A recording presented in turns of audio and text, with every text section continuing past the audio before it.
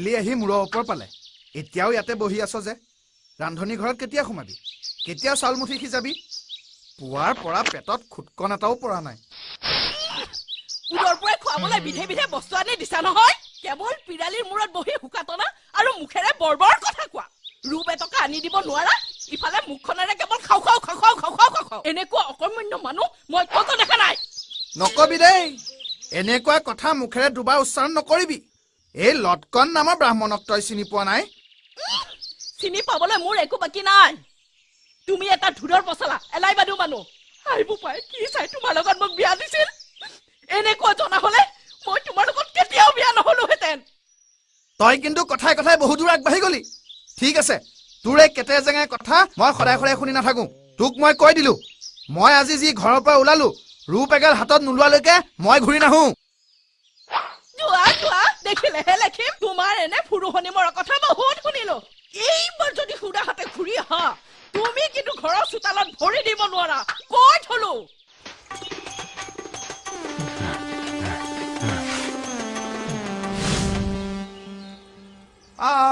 আজি হে ইমান গৰম পৰিব লাগে নে ৰ'দটো একেবাৰে খাও খাও মূৰ্তি ধৰিছে ইফালে ইমান পৰে পেটত একো এটা পৰা নাই কি কৰা যায়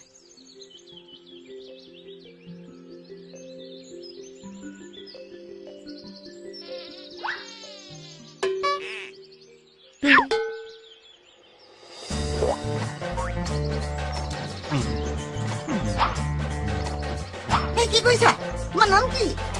মোৰ নাম মাখি মই মিঠৈ খাবলৈ আহিছো মাখি কি কৰা দেখা নাই নেকি মই মিঠৈ খাইছো মাখিয়ে মিঠৈ খাইছে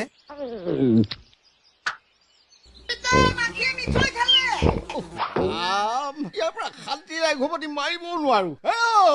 এই শেষ কৰি যদি কৰক তই কেপ কাপাই নাথাকিবি কৈ দিছো কিন্তু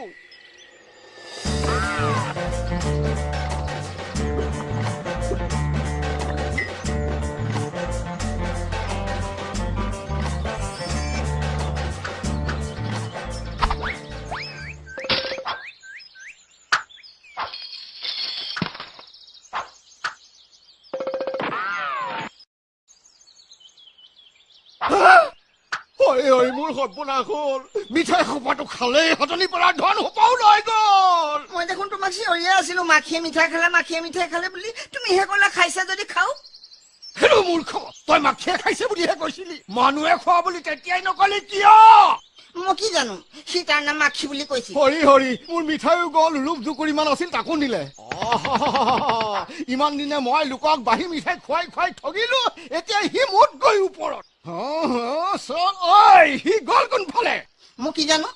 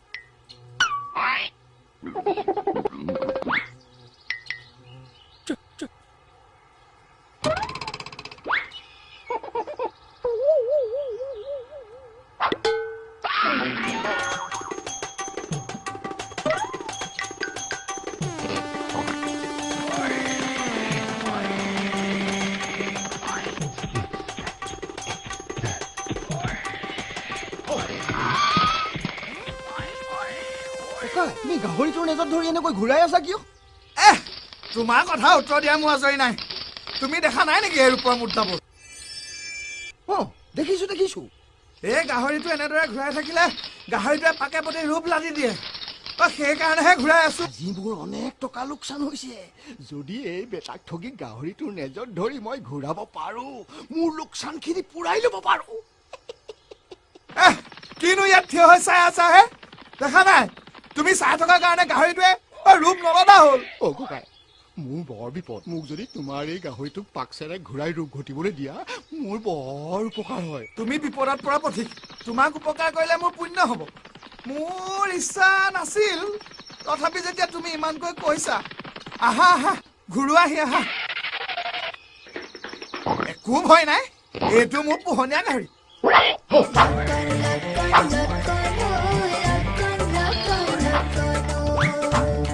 থাকিবা দেই কি কৰা মই ঘোঁৰাটো পলাই নিয়া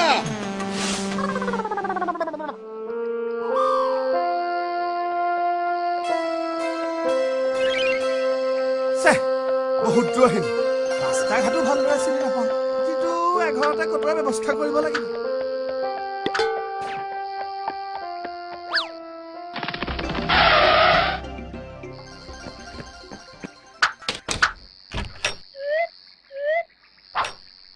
আপুনি কাক বিচাৰিছে মই এই ঘৰৰ গৃহস্থক বিচাৰিছো মই এজন দূৰণিবতীয়া ব্ৰাহ্মণ পথী দয়া কৰি মোক ৰাতিটো কটাবৰ বাবে অকণমান ব্যৱস্থা কৰি দিবনে ইয়াক ৰাতিটো থাকিব দি দুটামান ৰূপ ঘটিব পৰা যেন পাওঁ ঠিক আছে থাকিব পাৰিব কিন্তু আপুনি থকাৰ বিনিময়ত ৰূপ 2 টকা দিব লাগিব ৰূপ 2 টকা ৰহ বেটা তোক দি আছো হ'ব আপুনি বৰ দয়ালু মানুহ বলক চাওঁ ঘোঁৰাটো মোক দিয়ক মই ঘোঁৰাটো সৌ তাত বান্ধি থওঁ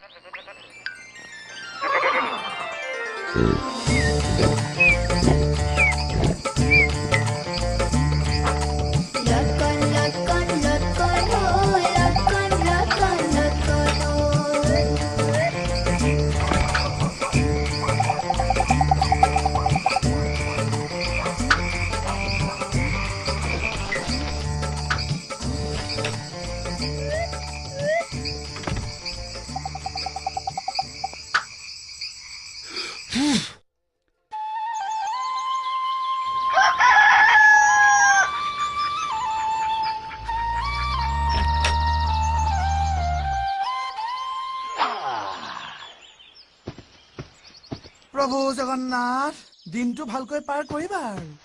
ডাঙৰীয়া উঠিল নিশাটো ভাল টোপনি হ'ল নে হৈছে আপুনি মোক বৰ আৰামেৰে ৰাতিটো পাৰ কৰাৰ সুযোগ দিলে পিছে মোৰ ঘোঁৰাটো আছে সৌ তাত মই বৰ যত্ন কৰি বান্ধি ৰাখিছো বলকচোন বলক এই ঘোঁৰাটোৱে মোৰ প্ৰাণ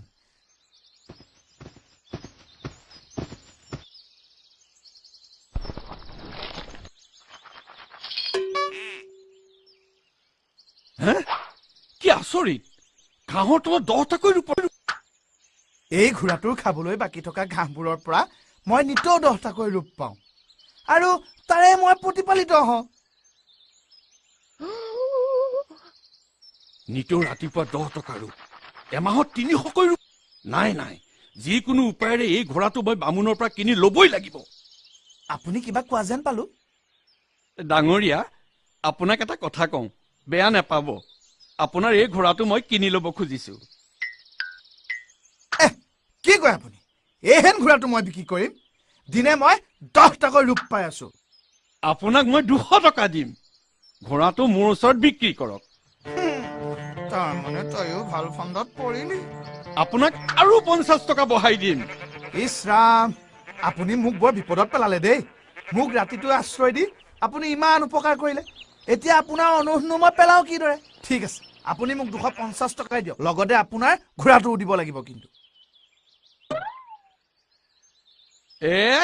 নিয়ক আপোনাৰ ঘোঁৰাটোৰ আগত ই কোন কুটা ৰ'ব মই মোৰ ঘোঁৰাটো আৰু 250 টকা লৈ আহোঁ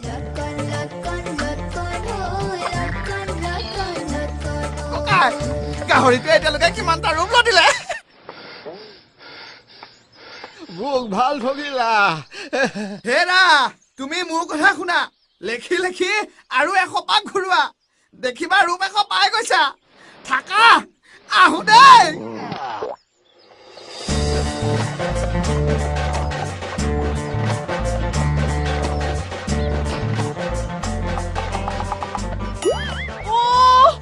হয়নে সঁচাকৈয়ে আমাৰ বামুণেই নে এইটো কাৰ ঘোঁৰা লৈ আহিল ঐ তই মোক কি কৈছিলি মই অকমান্য এলাই বাৰু এতিয়া গম পালি এইটো ঘোঁৰা আজিৰ পৰা আমাৰ আৰু এয়া তই সদায় ইচ্ছা কৰি থকা ধন দি ইয়াৰে প্ৰথমতে ৰাইজক ভালকৈ এসাঁজ চাহ জলপান খোৱা গম পালি নহয় বুদ্ধি থাকিলে পৃথিৱীত কাৰো মৰণ নাই